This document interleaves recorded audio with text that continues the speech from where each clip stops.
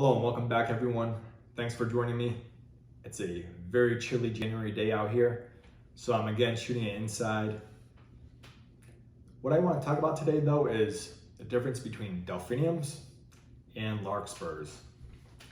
Now you may be looking online, in some magazines, whatever the case may be.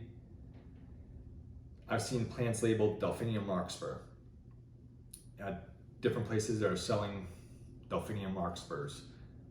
Now, it could be an error on their part, lack of knowledge. Whoever they bought it from has no idea. And it's actually something very, very simple to distinguish. Now, Delphiniums and Larkspurs, they're cousins. However, there are some differences between the two.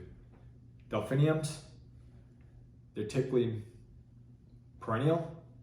There is some biennials in there and an extremely small number of annuals. Larkspurs, guess what? They are mostly annuals. The main one you'll mostly likely see is with the Latin name consolida.